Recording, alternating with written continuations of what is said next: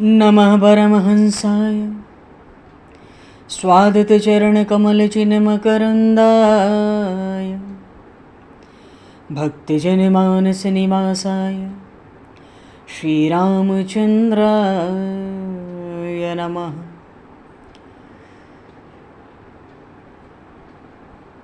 वंशीविभूषितकरान्नवनीरदाभात् पीताम्बरादरुणबिम्बफलाधरोष्ठात् पूर्णेन्दुसुन्दरमुखादरविन्दनेत्रात् कृष्णात् परं किमपि तत्त्वमहं न जाने। वागीशायस्य वदने लक्ष्मीर्यस्य च वक्षसि यस्तास्ते हृदये संविततं नरसिंहम् अहं भजे। विश्वसर्गविसर्गादि नवलक्षणलक्षितं श्रीकृष्णाख्यं परमधाम जगद्धाम नमामि तत्। गङ्गातरङ्गरमणीयं जटाकलापं गौरीनिरन्तरविभूषितं वामभागं नारायणप्रियं अनङ्गमदापहारं वाराणसीपुरपतिं भज विश्वनाथम्।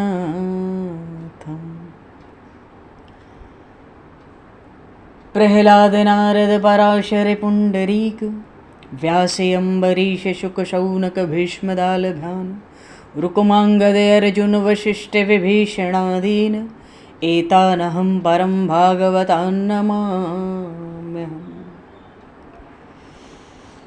श्रीसीतानाथसमारम्भां श्रीरामानन्दार्यमध्यमाम् अस्मदाचार्यपर्यन्तां वन्दे गुरुपरम्पराम्।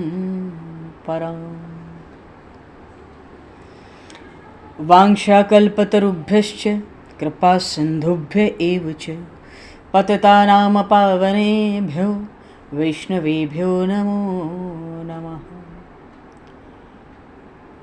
योगेन्द्राय नमस्तस्मै शुकाय ब्रह्मरूपिणे संसारसर्पदष्टमयो विष्णुरात्ममुच्यत। नारायणं नमस्कृत्य नरं चैव नरोत्तमं देवं सरस्वतं व्यासं ततो जयमुदीरये। गोविंद जय जय गोपाल जय जय गोविंद जय जय गोपाल जय गोविंद जय जय गोपाल जय जय गोविंद जय जय गोपाल जय श्री राधारमण हरि गोविंद जय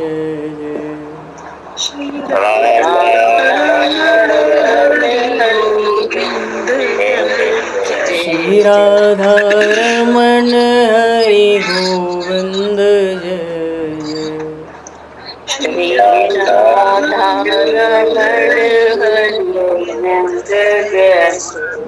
श्री राम जय जय ऋषिकेश जय जय श्री राम जय जय ऋषिकेश जय। श्री राम जय जय ऋषिकेश जय जय श्री राम जय जय ऋषिकेश जय। सीतारमण रघुनाथ जय जय सीतारमण राम रघुनाथ जय जय। सीतारमण राम रघुनाथ जय जय सीतारमण राम रघुनाथ जय। श्री वृंदावन बिहारी लाल की जय। श्री जमुना महारानी की जय। श्री गिरिराज महाराज की जय, श्री गिरिराज धरणे की जय, समस्त गौवंश की जय, 84 कोस ब्रजमंडल धाम की जय, श्री वेदव्यास जी महाराज की जय, श्री सुखदेव जी महाराज की जय, श्री शुत शौनक आदि ऋषियों की जय, श्री सद्गुरुदेव भगवान की जय, सब संतन की जय, सब भक्तन की जय, समस्त वैष्णवन की जय, समस्त पूर्वाचार्य चरणन की जय, समस्त संप्रदाचार्यन की जय, श्री सद्गुरुदेव भगवान की जय। गंगा मैया की जय, जमुना मैया की जय, सरयू मैया की जय, गौ माता की जय, तुलसी माता की जय, पृथ्वी माता की जय, काशी महारानी की जय। जय जय श्री सीताराम, जय जय श्री राधेश्याम। नमः पार्वती पते हर हर महादेव। हरिशरणम। अनंत कोटि ब्रह्मांड नायक सर्वेश्वर पूर्ण परात्पर ब्रह्म, असंख्य कल्याण गुणगणलय, भक्त वांछा कल्पतरु, शरणागत वत्सल, भक्त वत्सल, दीनबंधु, दया सिंधु, सच्चिदानंदमय श्री विग्रह भगवान श्री राधा माधव की महती कृपा करुणा से परम पावन 84 कोस ब्रजमंडल धाम के हृदय स्थल श्री धाम वृंदावन से महापुरुषों के परम अनुग्रह से आप सभी श्रद्धालु भक्त वैष्णवों की मंगल एवं पावन सन्निधि में मानव जीवन का सर्वोत्कृष्ट फल भगवत गुणगान, भगवत कथा, भगवत कीर्तन का आनंद हम सभी श्रीमद् भागवत महापुराण की आनंद कथा के माध्यम से प्राप्त करने जा रहे हैं।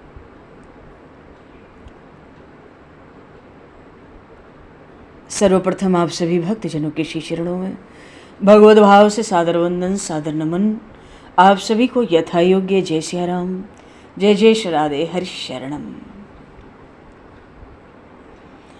जय हो, जय जय श्री राधे, सभी को जय सिया राम, जय हो भगवान, जय हो श्री राधे, श्री राधे,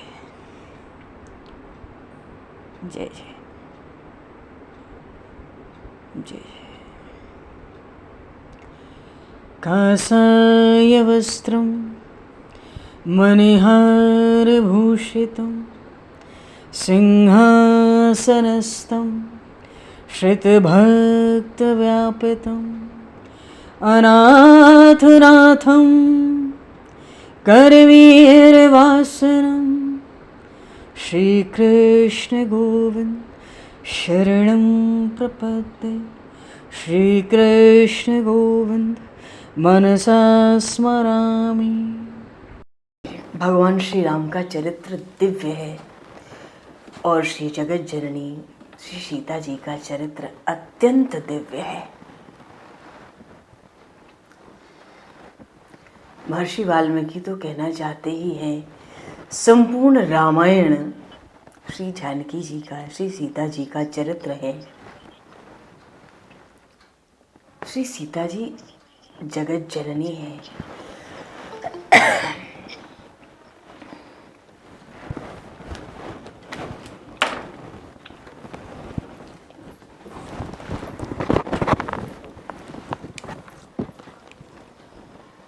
उन माँ जगत जननी श्री जानकी जी के श्री चरणों में कोटि कोटि नमन करते हुए अब माँ जानकी का थोड़ा सा चरित्र स्मरण करेंगे, उनकी महिमा को अलग से।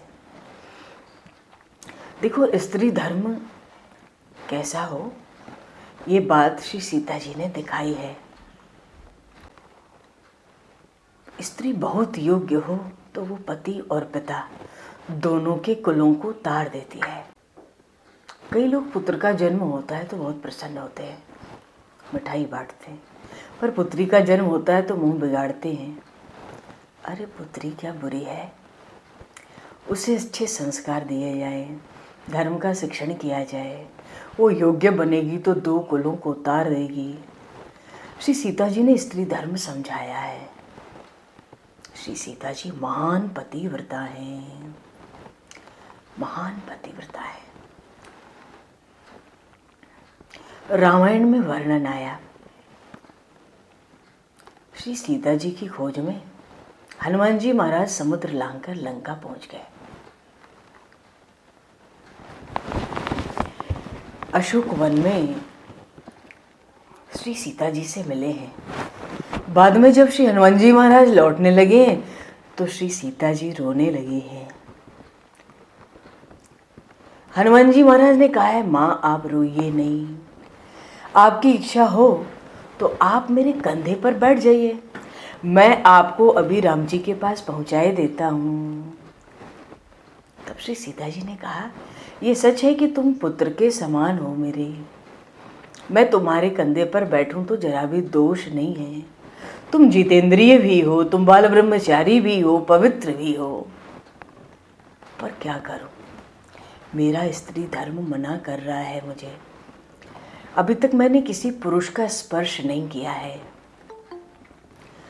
रावण तो अपहरण करके मुझे उठा ले आया, तब मेरा कुछ बस नहीं चला। मैंने कभी किसी पुरुष का स्पर्श नहीं किया है। माता जी हनुमान जी से कहती हैं, बेटा मैं तुम्हारा स्पर्श करूं तो धर्म की मर्यादा टूटेगी।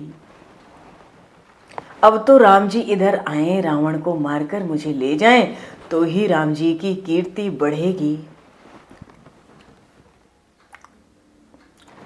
धर्म की मर्यादा, कोई भक्ति कोई ज्ञान जीवन में नहीं टिकेगा राम जी की सेवा के बिना। स्त्री जानबूझकर किसी पुरुष का स्पर्श ना करे। वैसे भी शास्त्र कहता है स्त्री के लिए पुरुष का स्पर्श वर्ज्य है।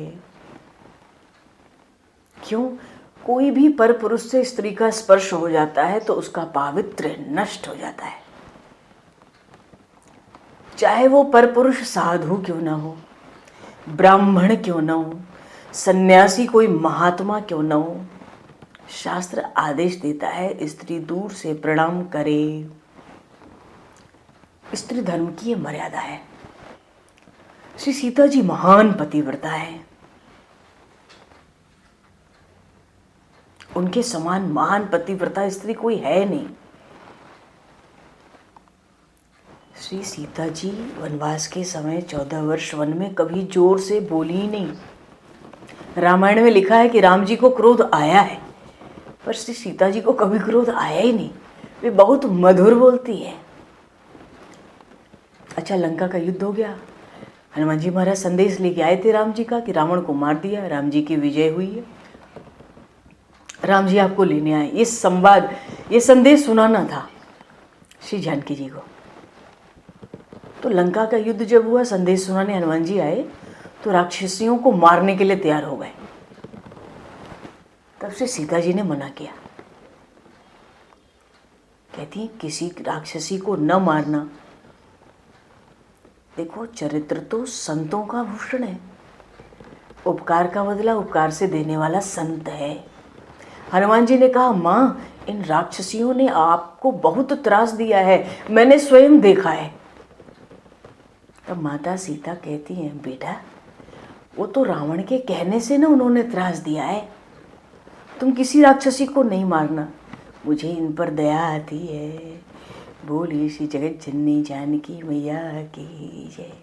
श्री हनुमान जी महाराज ने सीता माता की जय जयकार की है। जय जय श्री जानकी अवध महारानी जो की, जय जय श्री जानकी अवध महारानी जो की, जय जय श्री जानकी अवध महारानी जो की, जय जय श्री जानकी अवध महारानी जो की, जय जय श्री जानकी अवध महारानी जो की। हनुमान जी महाराज तो जय जयकार करते हैं और कहते हैं, माँ आपके ऐसी दया तो राम जी में भी नहीं है। राम जी तो राक्षसों पर दया नहीं करते, उनका वध करते हैं आवश्यकता पड़ने पर श्री सीता माता को दया आती है। श्री जानकी जी जगन माता हैं, करुणामयी हैं, कृपामयी हैं, अपार करुणामयी। राम जी की माता कौशल्या है, सीता जी की कोई माता नहीं है। वे तो धरती से बाहर आई हैं और धरती में ही समा गई हैं। नैमिषारण्य तीर्थ में श्री जानकी कुंड है, वहाँ साधु रहते हैं। वे कहते हैं हमारी माता जी यहाँ धरती में लीन हो गई हैं। राम जी ने अंतिम यज्ञ नैमिषारण्य में किया। यज्ञ में वाल्मीकि ऋषि पधारे। उनकी इच्छा थी इस बार राम जी को समझाऊंगा कि वे सीता जी को स्वीकार करें। ऋषि समाज में वाल्मीकि जी ने प्रकट किया कि सीता जी निर्दोष हैं।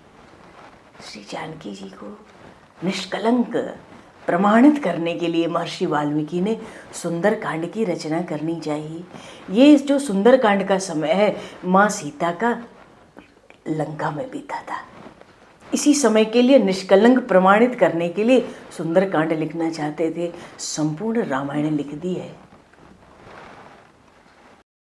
की कथा बहुत सुंदर कहते हैं। राम जी ने उनको सभा में बुलवाया है।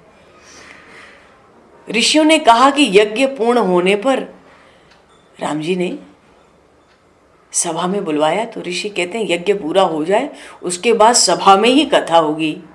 राम जी कहते हैं ठीक है, हम भी कथा सुनना चाहते हैं राम जी की, रामायण की। देखो, रामायण की प्रथम कथा श्री राम जी के दो बालक राम जी के सन्मुख राम दरबार में कथा कह रहे हैं। राम कथा अयोध्या की प्रजा सुन रही है। बड़े बड़े ऋषि लवकुश जी से कथा सुनने बैठे हैं। बड़े बड़े कथा सुनने आए हैं। की है रामायण की। हर रोज 20-20 सर्ग की कथा कहते हैं वाल्मीकि रामायण की। श्री राम जी कथा सुनने बैठे हैं। कथा सुनने क्यों बैठे हैं? क्योंकि राम जी को पता है रामायण की कथा होगी तो श्री सीता जी का चरित्र आएगा। श्री सीता जी के वियोग में भगवान श्री रामचंद्र भक्त के वियोग में श्री सीता जी का चरित्र सुनना चाहते हैं।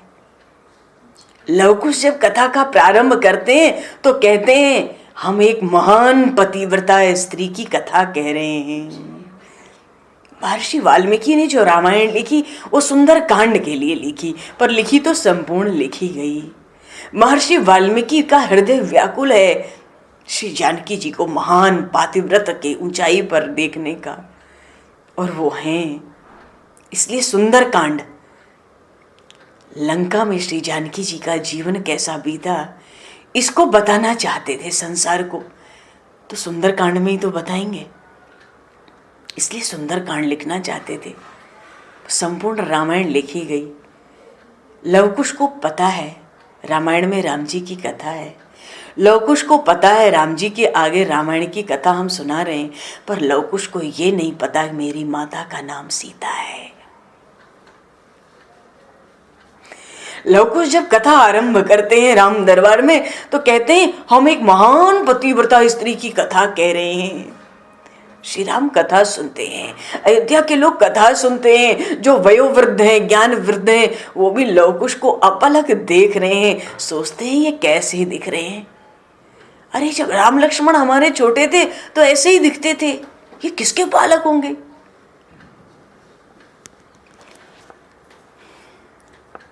वक्ता से किसी भी श्रोता का आसन ऊंचा नहीं होता है, ये कथा की मर्यादा है। जब लवकुश राम कथा रामायण की कथा कहते हैं तब श्री राम सिंहासन को छोड़कर नीचे बैठते हैं,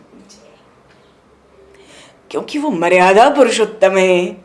मर्यादा पुरुषोत्तम श्री राम की प्रत्येक लीला में मर्यादा है। राम जी ने लक्ष्मण जी से कहा, लक्ष्मण इन दोनों को देखकर मुझे तृप्ति नहीं होती। मुझे ऐसा लगता है इन्हें सारा दिन देखता रहूं। कैसी अद्भुत वाणी है। इन बालकों को देखकर मेरे हृदय में प्रेम प्रकट होता है। कैसा सुंदर स्वर है, संगीत है। ऐसी इच्छा होती है इन्हें हृदय से लगा लूं। लक्ष्मण जी से कहते हैं कि लक्ष्मण, मुझे इन दोनों बालकों का अपनी दरबार में सम्मान करना है। ये महर्षि वाल्मीकि के शिष्य है, मुझे इनका सम्मान करना है। राम जी ने लव कुश के लिए वस्त्र और आभूषण मंगवाए तरह तरह के। तब लव और कुश ने कहा, हमारे गुरुदेव की आज्ञा है कि जब कथा कर रहे हो तब किसी से कुछ नहीं लेना, नहीं तो कथा का रस, कथा का सार चला जाएगा।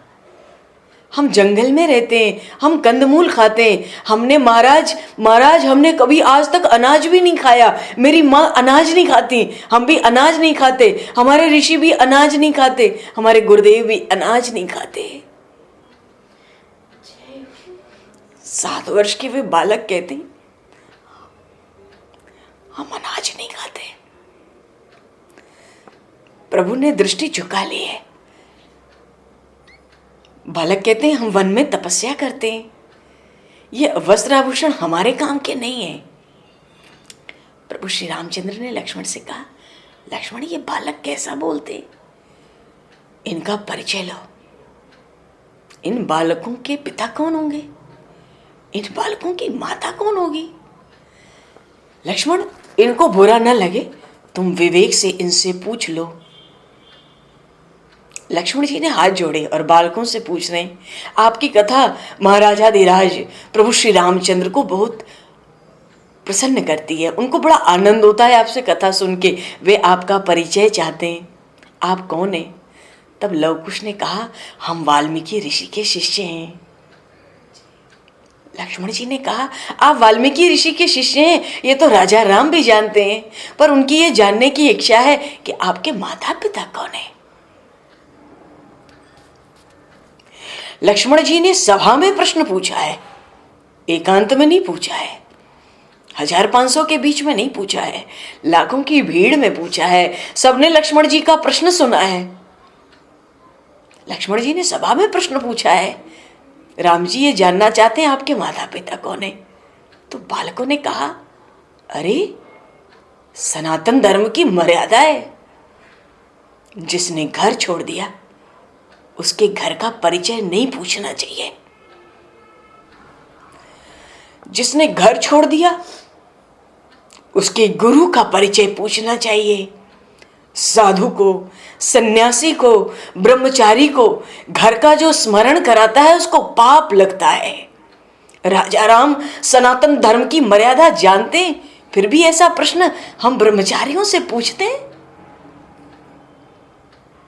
क्योंकि लोग उसको पता ही नहीं ठीक से उनके माता पिता कौन है। उन्होंने भी सनातन धर्म के मर्यादा की बात की है।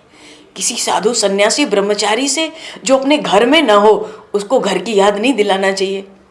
मानो लव कुश कहते हैं लक्ष्मण जी से, माता पिता का परिचय पूछोगे तो मुझे घर की याद आएगी, और इस समय हम ब्रह्मचारी हैं, गुरुदेव के साथ से शिष्य हैं, और हमें गुरुदेव के साथ रह के माता पिता याद आएंगे तो आपको पाप लगेगा, आप याद दिलाते हो। हम तो गुरु सेवा में, हम तो गुरु आज्ञा से काम करते हैं। प्रभु श्री राम सनातन धर्म की मर्यादा जानते हैं, फिर भी प्रश्न करते हैं। प्रभु मुस्कुराते हैं, ये तो बड़े ज्ञानी भी हैं, बड़े तपस्वी भी हैं, ये तो विलक्षण गाते हैं, गणचंद बोलते हैं। लव कुश ने दरबार में राज्याभिषेक तक की रामायण कथा सुनाई है। रामचंद्र जी ने कहा है, राज्याभिषेक के बाद की कथा जानने की बहुत इच्छा है, आप आगे भी कथा सुनाओ। प्रभु नीचे बैठ के आसन लगाकर कथा सुनते हैं। तब लव और कुश ने मना किया है, कहते हैं हमारे गुरुदेव की आज्ञा है, राज्याभिषेक तक ही रामायण की कथा की जाए।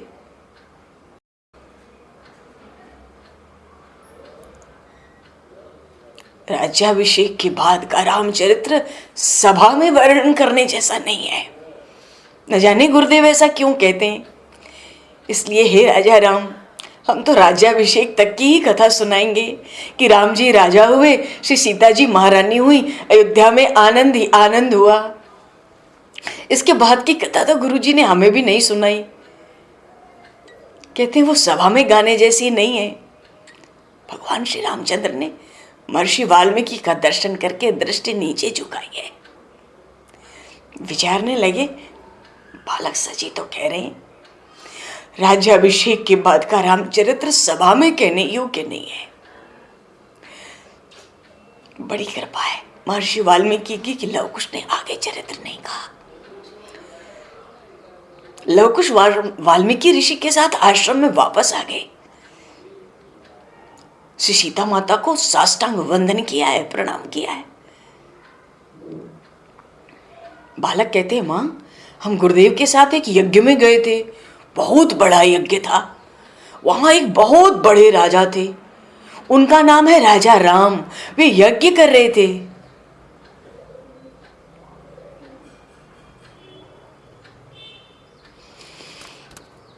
इतना सुनकर श्री सीता जी की आंखों में आंसू आ गए, धार बहने लगी आंसुओं की। श्री सीता जी सोच रही हैं, पत्नी के बिना यज्ञ तो नहीं हो सकता, मैं यहां हूं, यज्ञ किस तरह करते होंगे। माता को थोड़ी शंका हुई, प्रभु ने किसी राजकन्या से विवाह किया होगा। माता को सब ज्ञान है ना, सोचती है पत्नी के बिना यज्ञ हो ही नहीं सकता। यज्ञ किया है, बच्चे कहते हैं इसका मतलब दूसरी पत्नी होगी। मन में विचार आया, श्री जानकी जी रोने लगी हैं। इनको देखकर बालक भी रोने लगे। माँ तुम्हें क्या हो रहा है, तुम क्यों रो रही हो। माँ तुम रोना नहीं, तुम रो रही हो, हमें बहुत दुख हो रहा है। लवकुश माँ को समझाने लगे, माँ जब राजा राम यज्ञ कर रहे थे ना, तब उन्होंने साथ में स्वर्ण की एक प्रतिमा रखी है, एकदम सोने की चम चम मूर्ति रखी हुई है। माँ वो प्रतिमा तुम्हारी जैसी थी। हमें तो एक बार को ऐसा लगा कि हमारी माता है, हमारी माता राजा राम के साथ कैसे बैठी है। पर मां वो प्रतिमा तुम्हारी थी। मां राजा राम तुम्हारी प्रतिमा को साथ में क्यों रखते। सीता जी ने सोचा मेरी स्वर्ण प्रतिमा बनाकर उन्होंने साथ में रखी है और यज्ञ कर रहे हैं, तो एक विश्वास उनको हुआ कि प्रभु ने दूसरा विवाह नहीं किया। देखो जी, रामचंद्र जी ने श्री सीता जी का त्याग किया ही नहीं, राजा ने रानी का त्याग किया है। प्रजा को प्रसन्न रखने के लिए राजा ने रानी का त्याग किया है। श्री सीता जी तो राम जी के साथ सदा ही विराजमान है। श्री राम सीता के बिना रह ही नहीं सकते, श्री सीता जी राम जी के बिना रह ही नहीं सकती। श्री सीता जी और श्री राम जी का नित्य संयोग है। देखो भाई, श्री रामचरित्र दिव्य है, पर श्री सीता जी का चरित्र अति दिव्य है। महर्षि वाल्मीकि ने कहा है ऐसा कि रामायण में सीता जी का चरित्र है। गोस्वामी जी भले ही राम जी को भगवान परमात्मा ब्रह्म सिद्ध करने में लगे रहते हैं, मैंने तो रामायण में सीता चरित्र गाया है। महर्षि वाल्मीकि की रामायण सीता चरित्र है। यदि रामायण में श्री सीता जी का पात्र या श्री सीता जी का पात्रत्व निकाल दिया जाए तो उसमें विशेष राम नहीं रहेंगे। श्री सीता जी के कारण ही राम जी की शोभा हुई है। बोलिए श्री राम राजा सरकार की जय, श्री जानकी मैया की जय। समस्त ऋषियों के समाज में प्रकट करते हैं सीता जी निर्दोष हैं। श्री सीता जी महान पतिव्रता है। राम जी के सामने बोलने लगे महर्षि वाल्मीकि, सीता जी की पवित्रता न हो तो मेरी हजारों वर्षों की तपश्चर्या व्यर्थ हो जाए। महर्षि भरद्वाज के शिष्य कहते हैं हजारों वर्ष की तपस्या नष्ट हो जाए। ऋषि आवेश में आए हैं। आवेश में आके महर्षि वाल्मीकि ने अयोध्या की प्रजा को बहुत खोरी खोटी सुनाई है। और क्रोध में राम जी को भी उला ना दिया है। राम जी ने सिंहासन से उठकर दौड़कर ऋषि के चरण पकड़ लिए उस सभा में, और चरण पकड़ के कहते, मेरा दोष नहीं है, कलंक दूर करने के लिए ही मैंने सीता जी का त्याग किया है। अयोध्या की प्रजा को विश्वास हो जाए तो मैं सीता जी को स्वीकार करूंगा।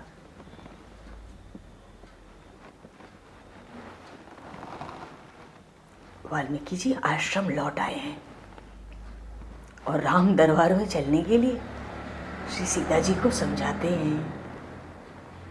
श्री सीता जी व्याकुल हुई हैं, पर धैर्य धारण किया है। कहती हैं, बहुत सोच विचार, व्याकुलता, और अंत में बस इतना ही कहा, महर्षि वाल्मीकि से अपने पति की आज्ञा पालन करना मेरा धर्म है, मैं चलूंगी।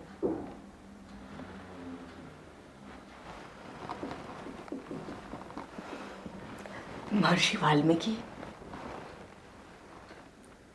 महाराज श्री रामचंद्र के पास आए हैं। श्री सीता जी को दरबार में लाने का दिन निश्चित हुआ है। उस दिन बहुत बड़ा मेला लगा है। महर्षि वाल्मीकि श्री सीता जी को लेकर पहुंचे हैं। माँ ने दोनों हाथ जोड़े थे।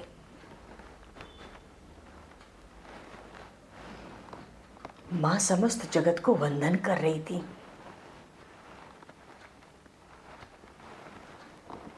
श्री सीता जी राम जी के वियोग में अनाज नहीं खाती थी।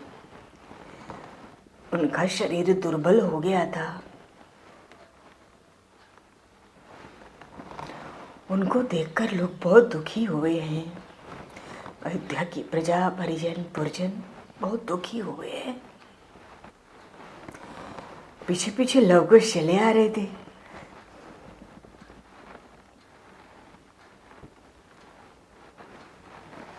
श्री सीता जी का सुंदर भाषण हुआ है। अंततः उन्होंने कहा, कितना इस विषय में प्रवेश करेगा जी। अंत में माता जी कहती हैं, समस्त राम दरबार को साक्षी करके मन, कर्म, वचन से मैंने सुयोग्य रूप से पतिव्रत धर्म का पालन किया है। मैंने पर पुरुष का कभी स्मरण नहीं किया है। अपने त्याग के बाद भी राम जी के प्रति मुझ में कभी कुभाव नहीं हुआ है। यदि मेरी बात सत्य हो तो हे धरती माता, तुम मुझे भुला लो।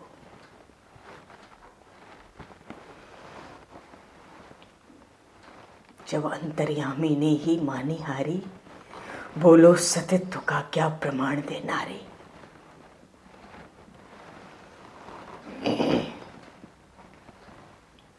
यदि मेरी बात सत्य हो तो हे धरती माता, मुझे बुला लो। उसी समय बड़ा धमाका हुआ है। धरती फटी है और एक स्वर्ण सिंहासन मणिमय अद्भुत विलक्षण प्रकाश से आलोकित होता हुआ बाहर आ गया। स्वर आया, सिंहासन से स्वर आया, माता ये जगत आपके रहने योग्य नहीं है। लोगों को परख करना नहीं आता।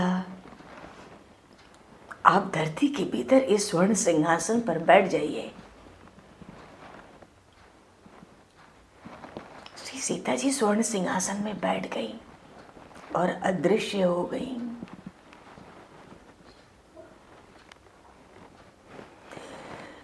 श्री सीता जी का चरित्र अत्यंत दिव्य है। श्री सीता जी ने जगत को स्त्री धर्म सिखाया है। जय जय श्री जानकी अवध महारानी जी की।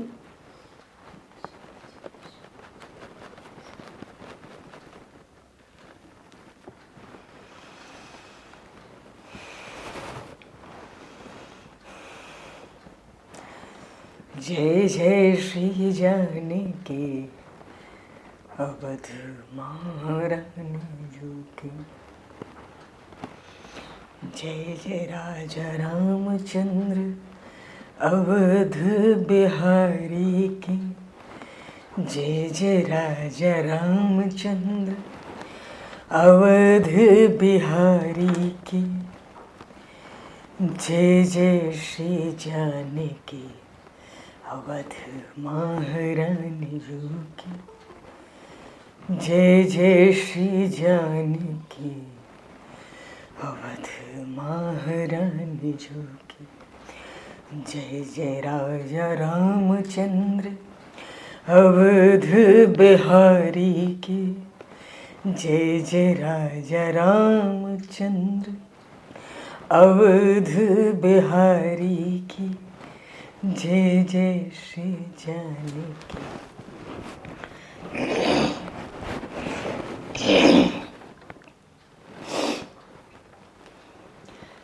भगवान श्री सीताराम की लीला अत्यंत दिव्य है। भगवान श्री कृष्ण का स्वरूप जिनका इष्ट हो वो राम जी की कथा सुने तो वो यही स्मरण रखे निरंतर कि हम तो अपने श्री कृष्ण की कथा सुन रहे हैं। जिनके राम जी महाराज इष्ट हो वो श्री कृष्ण की कथा सुने तो यही निरंतर स्मरण बनाए रखें कि हम तो राम जी की कथा सुन रहे हैं। पोशाक बदल गया, वेशभूषा बदल गई, रंग रूप थोड़ा ही बदलेगा, तब तो थोड़े ही बदलेगा।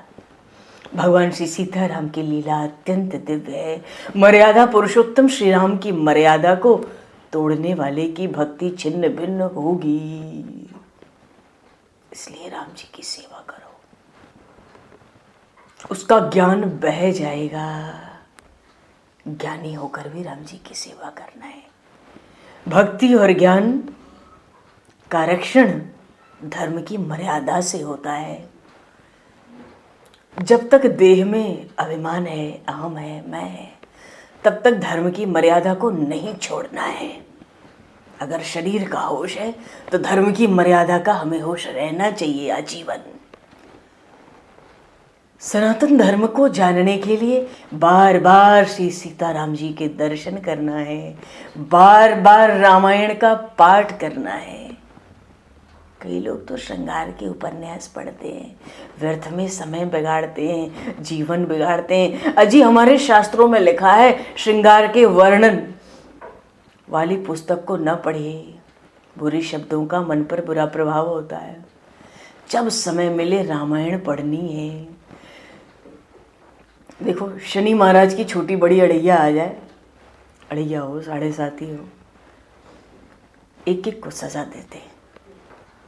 कई लोग सोचते हैं शनि मुझे बहुत परेशान कर रहा है। अरे शनि क्या परेशान करेगा, तुम्हारे पाप तुमको परेशान कर रहे हैं। शनि महाराज तो शिव स्वरूप हैं कि ये पापों की सजा देते हैं। उनका ना कोई मित्र है न शत्रु है। बिना कारण शनि महाराज किसी को परेशान नहीं करते। चलो अच्छा, किसी पर शनि का प्रभाव हो ना, अड़ैया हो, साढ़े साथी हो, उस व्यक्ति को रामायण जी का पाठ हनुमान जी महाराज के सामने एक दीपक जला के करना चाहिए। हनुमान जी महाराज को सुनाना चाहिए। प्रभाव बहुत कम हो जाता है, असर बहुत कम हो जाता है। चलो श्री सीता जी जब स्वधाम में पधारी हैं तब हनुमान जी ने कहा मुझे नहीं चलना है। जगत में जब तक राम नाम है, जगत में जब तक राम कथा है, तब तक मुझे रहना है। हनुमान जी महाराज कृपा करके आज भी विराजमान हैं। तो जब भी समय मिले दिया जलाकर हनुमान जी के सामने रामायण का पाठ करना है। इससे बुद्धि बड़ी पवित्र होती है। रघुनंदन रघुराज रघुवर राघव राजा राम हरे। रघुनंदन रघुराज रघुवर राघव राजा राम हरे। राम हरे घन श्याम हरे। राम हरे श्री राम हरे।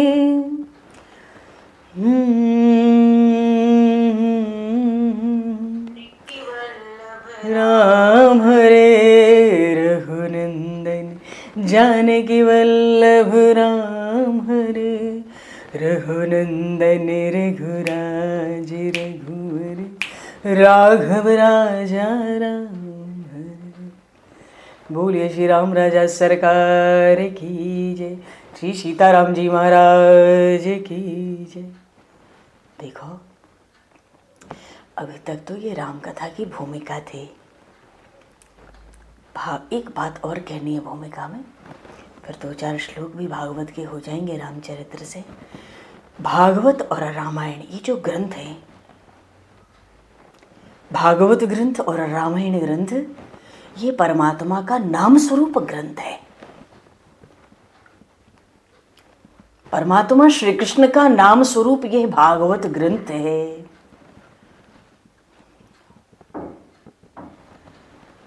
और परमात्मा ने इस जगत में अपने स्वरूप को तो छिपाया है, पर प्रभु ने जगत में अपने नाम को प्रकट रखा है। परमात्मा का स्वरूप नहीं दिखाई देता तो क्या, प्रभु का नाम तो दिखाई देता है। नाम के साथ प्रीति करने वाले का पाप छूटता है। रामायण से प्रीति करना है, प्रेम। अच्छा, ये रामायण में 7 कांड क्या हैं? रामायण में 7 कांड हैं। ये जो 7 कांड हैं ना रामायण के, जब हम रामायण जी पढ़ते हैं तो हमारी उन्नति की 7 सीढ़ियां हैं ये। अरे शरणम। श्री तुलसीदास जी महाराज ने एक एक कांड को सोपान का नाम दिया। कहते ना बालकांड, प्रथम सोपान, सोपान। अरे ये गोस्वामी जी का काव्य बहुत विलक्षण है, अद्भुत काव्य लिखा है श्री रामचरितमानस के रूप में।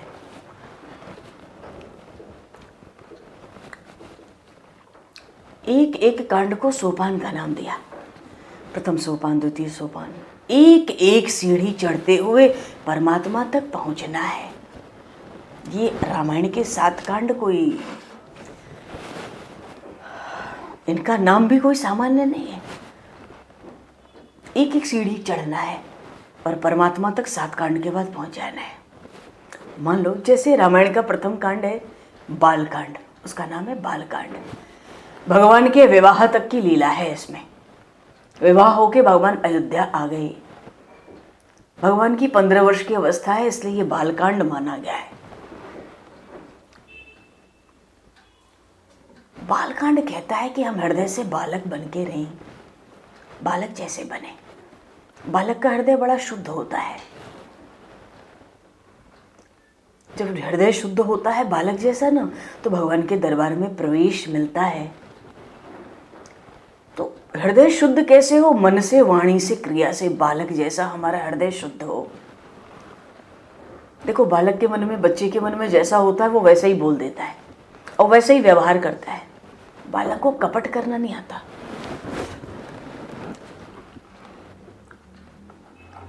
मन शुद्ध होता है। अरे बालक को जो देखता है उसका भी मन शुद्ध होता है। बड़े बड़े साधु संत महात्मा ज्ञान का अभिमान छोड़कर अज्ञानी बालक होकर भक्ति करते हैं। ज्ञान अच्छा है पर ज्ञान का अभिमान बुरा है। ज्ञान का अभिमान छोड़कर बड़े बड़े ज्ञानी संत बालक से बनते हैं।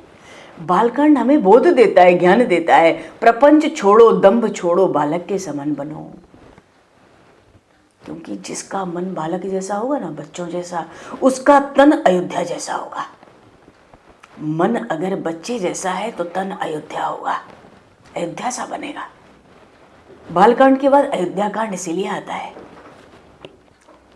अयोध्या कांड क्या है? देखो जीवन थोड़ा है, छोटा है। जीवन में, इस छोटे से जीवन में हम युद्ध ना करें किसी के साथ। जहां युद्ध है वहां भगवान नहीं है, जहां युद्ध नहीं है वहां अयोध्या है। जो अवध्य है वो अवध्य अयोध्या है। वहां किसी का वध नहीं है, ये शब्द भी नहीं है। वहां कोई युद्ध नहीं है, कोई झगड़ा नहीं है, वो अयोध्या है।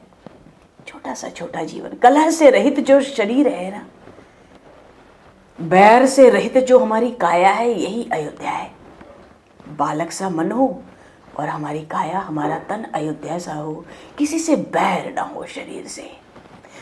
अजी वृंदावन प्रेम भूमि है, अयोध्या शुद्ध प्रेम भूमि है, विशुद्ध प्रेम भूमि है। इसलिए अपने घर को ही अयोध्या बना लें। छोटे से जीवन में बैर क्या करना है। मन में निश्चय कर लें, इस जगत में हमारा कोई शत्रु नहीं है, किसी ने मेरा कुछ बिगाड़ा नहीं है, किसी ने मुझे जरा भी दुख नहीं दिया है। सोच विचार के हट जाने का भीतर से, सब छोड़ दो। त्याग में सुख है। कहीं रह के कलह हो तो उस जगह को छोड़ दो, कुछ लोगों में कलह हो तो उन लोगों को छोड़ दो। अपना जीवन नहीं बिगाड़ना है।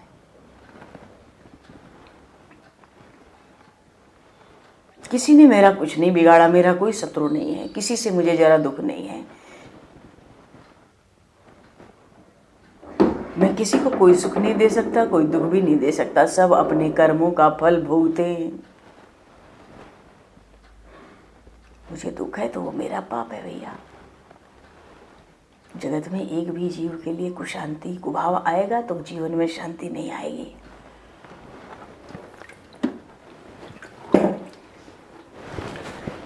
जिससे दुख है, निश्चित रूप से, अगर ईमानदारी से हृदय से दुख है तो जिससे दुख है निश्चित रूप से उसने कुसंग किया होगा। सत्संग का असर धीरे धीरे होता है, पर कुसंग का तत्क्षण प्रभाव। अयोध्या कांड बताती है, मन बालकांड कहता है मन बालक सा रखो तो तन अयोध्या सा होगा, किसी से बैर नहीं। अयोध्या बोध दे रही है, बैर मत कीजिए। अयोध्या कांड के बाद आता है अरण्य कांड, आता है ना। अरण्य का अर्थ होता है जंगल। थोड़े दिन वन में रह के भक्ति करना चाहिए तो वासना का विनाश हो जाए। घर में रह के भक्ति होती है पर वासना का विनाश पूरा पूरा नहीं होता। वासना का विनाश असंभव सा है। गृहस्थ का घर भोग की भूमि है। गृहस्थ के घर में काम के परमाणु घूमते हैं।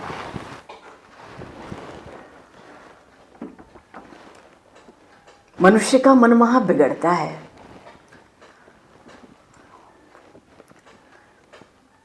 साधु सन्यासी वैष्णव ब्रह्मचारी आवे तो भले आ भी जाए तो उनको नीचे ही सुलाया जा बढ़िया कुशासन पे, किसी लकड़ी के उस पर। देखो 12 महीनों में अधिक न हो तो 10 महीने घर में रह के 2 महीने के लिए घर छोड़कर तीर्थ में रहना चाहिए। कहोगे क्या सिखा रहे हो? सार बात है। कम से कम 2 महीना घर छोड़कर किसी वन में, किसी, ये तो वृंदावन है ना, वन है। अयोध्या प्रमोद वन है, काशी आनंद वन है। कम से कम 12 महीने में 2 महीना वन में रहना चाहिए। अच्छा, जब वन में रहें तो सादा भोजन लेकर भक्ति करें। छुट्टियां तो सबको मिलती हैं, गवर्नमेंट भी देती है, पर नीयत बिगड़ जाती है। छुट्टी है, बढ़िया खाओ, बढ़िया आराम करो। बहुत खाने वाला, बहुत आराम करने वाला कुंभकर्ण का भाई तो है। अरे छुट्टी मिले तो गंगा का तट, नर्मदा का तट, उस पर जाकर 7वें भूमि पे परमात्मा के नाम का जप, विष्णु सहस्र नाम का पाठ। एक विष्णु यज्ञ करना हो सकता है 80,000 1 लाख रुपए आज खर्च हो जाए। पर कोई मानो गरीब ब्राह्मण है, उसको विष्णु यज्ञ करना है, कहाँ से करेगा? वैष्णव नर्मदा के तट पर बैठ के शांति से विष्णु सहस्र नाम का 1200 पाठ करते हैं। अगर कोई गरीब ब्राह्मण विष्णु सहस्र नाम का 1200 पाठ करे और किसी एकाध ब्राह्मण को भोजन करा दे तो विष्णु यज्ञ का भी फल हो जाता है। थोड़े दिनों के लिए घर को छोड़ना है, घर को छोड़ना है। हर साल नियम बना लो। सादा खाएंगे, तीर्थ में वन में रहेंगे, प्रभु में मन लगाना चाहेंगे। तीर्थ में रह के, अब तीर्थ में आ गए, अखबार मांगे। अरे भाई, अखबार पढ़ना था तो घर छोड़ के तीर्थ में क्यों आए? यहाँ भी अखबार खोजते हो, टीवी खोजते हो। तीर्थ में भगवान के लिए जाना है ना, वहाँ सारा दिन भक्ति करनी है। भक्ति कर करके थक जाएं तो सो जाएं, पर दूसरा काम ना करें। ये गांठ बांध लेनी चाहिए तीर्थ में। दूसरा काम नहीं करेंगे, भक्ति करेंगे, बहुत थक जाएंगे, सो जाएंगे। ऐसी भीतर निष्ठा बनी रहे हमारे कि हम वृंदावन आए, अयोध्या आए, काशी आए, जगन्नाथ जी गए, कहीं भी गए, किसी धाम में, किसी तीर्थ में, हम भगवान के लिए आए। ये समय भगवान के लिए। सर्दी का मौसम आता है, कुछ लोग विशेष मेवा पकवान खाते हैं, सोचते हैं इस साल ठंडी में खूब बढ़िया बढ़िया खाना, शक्ति देने वाला खा लो तो साल भर अच्छे रहेंगे। खूब बढ़िया बढ़िया मेवा पकवान ठंडी में खा लेते हैं, पचा लेते हैं, ये भावना रहती है। कहते हैं लोग बढ़िया बढ़िया खाओ, आप भी खाओ। अरे भैया देखो, आप बढ़िया बढ़िया ठंडी में 2 महीना बढ़िया बढ़िया मेवा पकवान खा के 12 महीना शक्ति लोगे। हम कहते हैं 12 महीने में 1 महीना सादा भोजन करके देखो। तीर्थ में रहकर 1 महीना सादा भोजन करके देखो। उबला मूंग खा लो, दलिया खा लो, हो सके तो बिना नमक के खाओ। 2 बार खा लो, न मन माने 3 बार खा लो, सारा दिन भक्ति करो। 10-11 महीने पाप से बचने की शक्ति मिल जाती है। शरीर में शक्ति लेके क्या करेंगे? प्रपंच ही तो करना है शरीर से। खा के घर में रह के संसार में प्रपंच ही तो करेंगे। किसी तीर्थ में, वन में, धाम में आकर 1 महीना सादा भोजन करके, सारा दिन भक्ति करके 10-11 महीने पाप से बचे रहने की शक्ति मिल जाती है। जगत के सभी महापुरुषों ने वन में रह के भक्ति की है। क्यों की है? वासना का विनाश पूरी तरह से घर में असंभव है, गृहस्थ के घर में असंभव है। जब वन में जाकर भक्ति करते हैं ना, तब महान बनते हैं। वन में जाके हर तरह का अनुभव होता है, निश्चित भगवान देते हैं। अरण्य कांड हमको बोध देता है, वासना का विनाश कर दो, विलासी व्यक्ति से दूर रहो। जिसको संसार अच्छा लगता है, जिसके पास धन ज़्यादा होता है, जिसको धनवान लोग अच्छे लगते हैं, जो बहुत बढ़िया बढ़िया खाते और बहुत बढ़िया बढ़िया पहनते हैं, इनसे दूर रहना है। हे प्रभु, इनकी छाया न दिखे, हमारी दृष्टि न पड़े। विलासी का संग मन को बिगाड़ता है। विरक्त साधुओं के संग रहो, वैष्णवों के संग रहो, जो निसंग है उसके संग रह के भक्ति करो, बहुत लाभ होता है। अच्छा चलो, तो अरण्य कांड तो विनाश करता है, सिखाता है, बोध कर रहा है अपनी वासना का विनाश करो। अरण्य माने जंगल में जाके, इसलिए तो कहा सीता राम गुणग्राम पुण्यारण्य विहारिणौ। पुण्यारण्य, अरण्य माने जंगल, बड़ा पवित्र जंगल है। श्री सीताराम गुणग्राम पुण्यारण्य विहारिणौ वंदे विशुद्ध विज्ञानो कपीश्वर कवीश्वरौ। वंदना की। अच्छा, अरण्य कांड के बाद आता है किष्किंधा कांड। किष्किंधा कांड में क्या है? राम जी की सुग्रीव जी की मित्रता हुई, मित्रता की कथा है किष्किंधा कांड में। देख भाई, सुग्रीव तो है जीवात्मा और राम जी हैं परमात्मा। परमात्मा के साथ मित्रता करनी है, जगत के साथ बैर नहीं करना है, मित्रता भी नहीं करनी है। न किसी से बैर, न किसी से प्रेम। अधिक बैर करने से मन बिगड़ता है, तो अधिक प्रेम करने से भी मन बिगड़ सकता है। प्रेम करने योग्य तो एक परमात्मा ही हैं। परमात्मा जीव के सच्चे मित्र हैं। लेकिन मित्रता होगी कैसे? जीवात्मा परमात्मा की मित्रता कैसे होगी? सुग्रीव जी की श्री राम की मित्रता कैसे हुई? हनुमान जी महाराज का बल मिला था सुग्रीव को, तब राम जी से मित्रता हुई थी। हनुमान जी महाराज का बल न मिलता तो सुग्रीव जी की राम जी से मित्रता नहीं होती। हनुमान जी महाराज का बल का अर्थ है ब्रह्मचर्य का बल। जीवात्मा परमात्मा से तभी मिलेगा जब ब्रह्मचर्य का बल होगा। काम की मित्रता छोड़ें तो राम से मित्रता हो। काम हमारा शत्रु है, पर मित्र सा लगता है। काम सबको रुलाता है।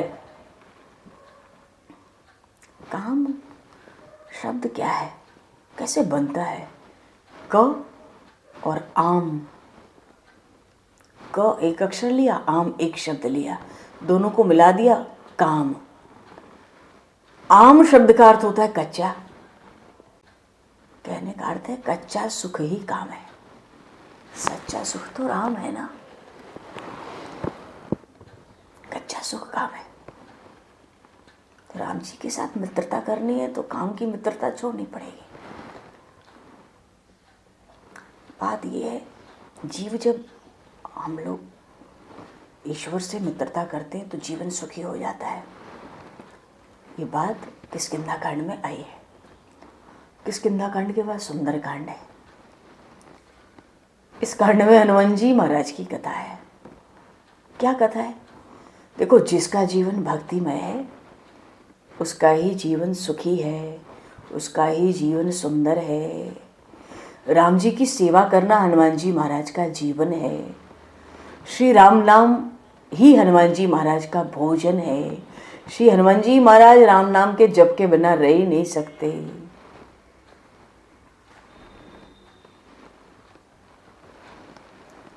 जो जीवन परमात्मा की सेवा के लिए है, स्मरण के लिए है, परोपकार के लिए है, वही जीवन सच्चा हुआ ना। हम कर क्या रहे हैं? अपने जीवन से, शरीर से परिवार के पोषण की बुद्धि है। अरे परिवार का पोषण कौवा भी करता है। कौवे में एक बड़ा सद्गुण होता है, क्या? कभी अकेला नहीं खाता। पत्तल पड़ी हो काँव काँव करके सबको बुला लेगा, अपने प्रेमी मित्रों, संबंधियों को, परिवार के लोगों को। सुंदरकांड में हनुमान जी महाराज की दिव्य लीला का वर्णन है।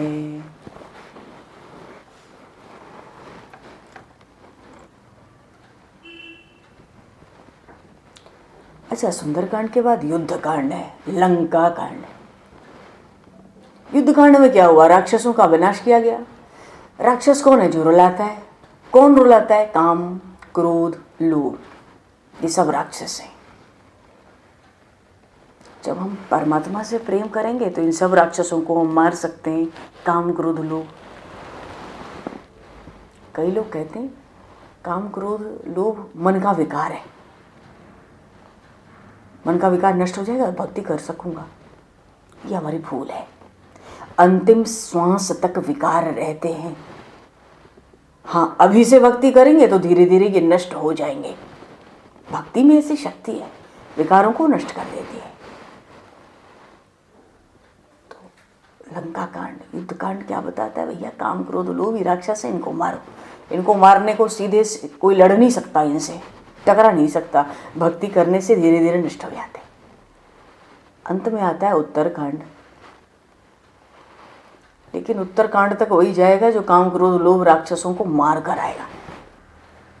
ये उत्तरकांड है ना। उत्तर का अर्थ क्या होता है? जो शेष बचा हुआ है, बचा हुआ शेष कहते ना, इससे ये उत्तर भाग है जो बच गया। ये उत्तर वस्त्र है, इतना बचा हुआ वस्त्र निकला है, इसको कहीं भी पटके की तरह ले लो। उत्तर का अर्थ होता है शेष है। पूरे रामायण में जो शेष बचा वो उत्तरकांड है। तुलसीदास जी महाराज ने तो उत्तरकांड बहुत मधुर लिखा है। इतना मधुर लिख दिया मानो सब शास्त्रों का सार तत्व रख दिया। उत्तरकांड में काकभूषुंडी जी और गुरु जी महाराज की कथा आती है। ज्ञान और भक्ति को मिलाया है। देखो, थोड़ी थोड़ी बात है, ज़्यादा विस्तार नहीं करना है। यहाँ रामायण के 7 कांड, कुछ न कुछ तो अर्थ है, कुछ न कुछ तो भाव है इनका नाम का।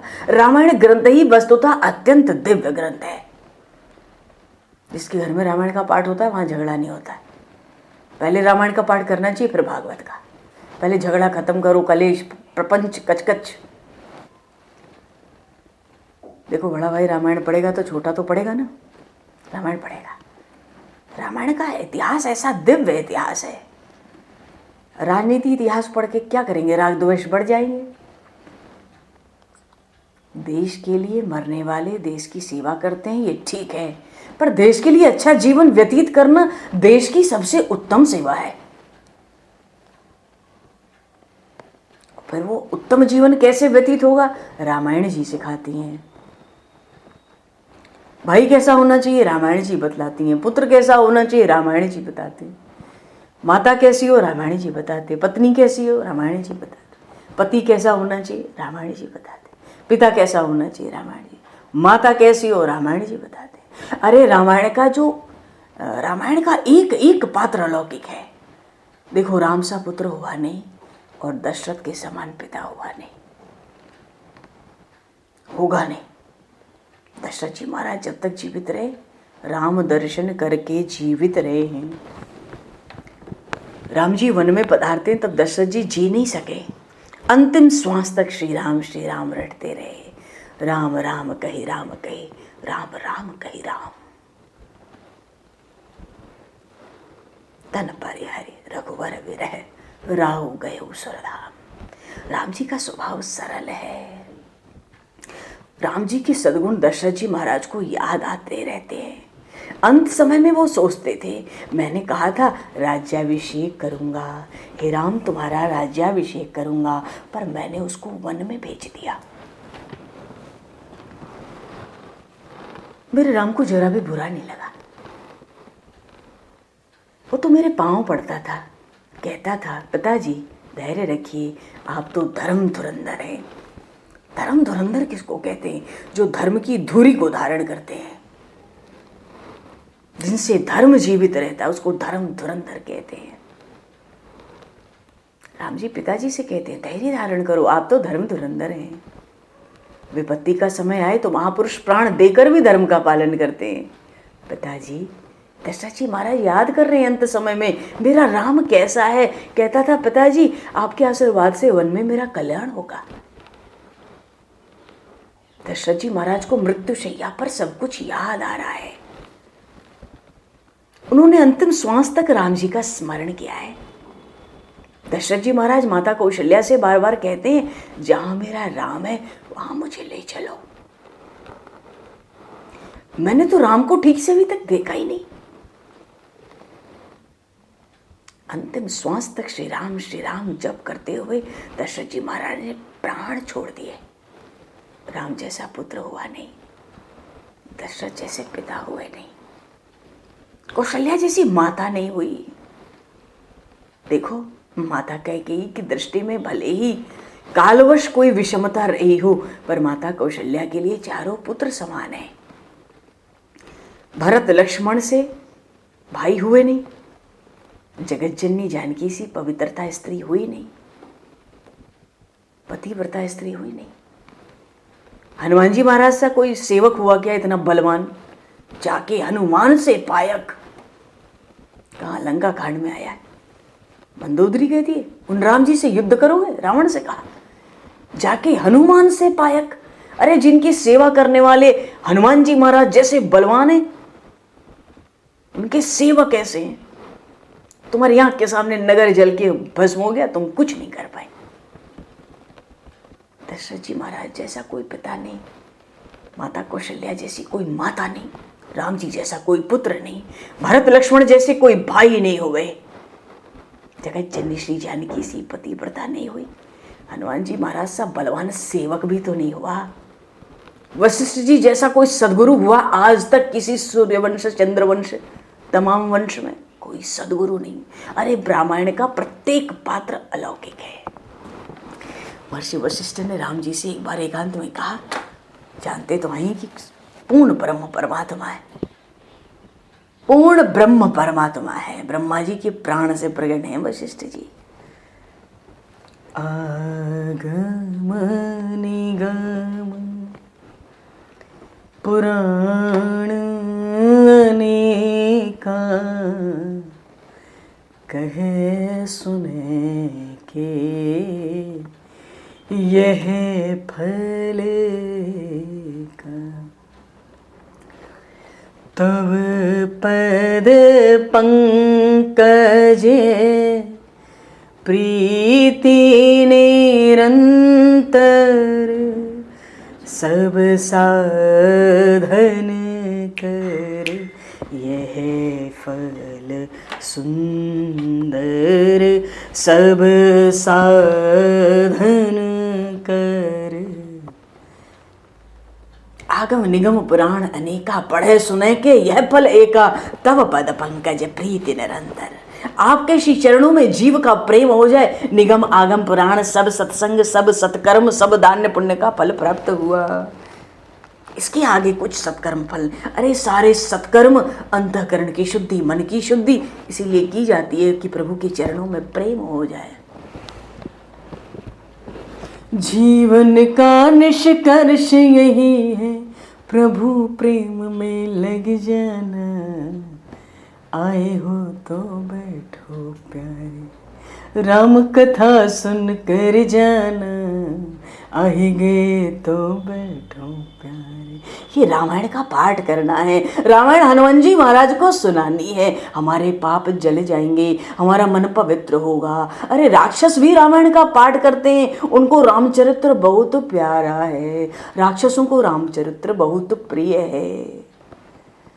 अरे घर के लोग प्रशंसा करें ठीक है, मित्र मित्र प्रशंसा करें ठीक है, पर जब शत्रु भी प्रशंसा करे तो वहां सच है। राम जी की प्रशंसा शत्रु भी करते हैं, रावण भी राम जी की प्रशंसा करता था। अब तो रावण के नाम से ऐसी युद्ध की बात स्मरण हो रही है। रावण भी राम जी की प्रशंसा करता था। अद्भुत विलक्षण बात आपने न सुनी होगी, न कही होगी, न स्मरण में आई होगी। बात यह है राम जी के दिव्य विलक्षण गुण है। समय हो गया है क्या? हाँ। शत्रु भी प्रशंसा करते हैं राम जी की, रावण प्रशंसा करता है राम जी का। युद्ध हो रहा था लक्ष्मण और इंद्रजीत का, लक्ष्मण और मेघनाथ का भयंकर युद्ध। लक्ष्मण जी ने इंद्रजीत के पहले हाथ काटे, फिर मस्तक काटा। चलो, बहुत ही सुंदर बड़ा मार्मिक राम जी का प्रसंग है, मेघनाथ और सुलोचना का। सुलोचना भी बहुत बड़ी पतिव्रता है, युद्ध हुआ है दो पतिव्रताओं का। ये लक्ष्मण मेघनाथ का युद्ध नहीं हुआ है। रामायण के लंका कांड में जो युद्ध हुआ है लक्ष्मण जी और मेघनाथ इंद्रजीत के बीच में, वो महान वीरों का युद्ध नहीं हुआ है। वो तो दो पतिव्रताओं का युद्ध हुआ है। एक और महान पतिव्रता उर्मिला है और दूसरी ओर बड़ी पतिव्रता सुलोचना है। पातिव्रत धर्म में कहीं से पीछे नहीं है उर्मिला जी से। फिर उर्मिला जी की जीत कैसे हो गई, सुलोचना कैसे हार गई, मेघनाथ कैसे मारा गया है, समय नहीं है। बड़ा मार्मिक, बड़ा अद्भुत प्रसंग। रावण ने इतने मुक्त कंठ से राम जी की प्रशंसा की है लंका में। जा, सुलोचना को भेजा है, जा राम जी के पास जा। इतनी सुंदर थी सुलोचना, इतनी सुंदर। डरती है, शत्रु के घर भेजते हो।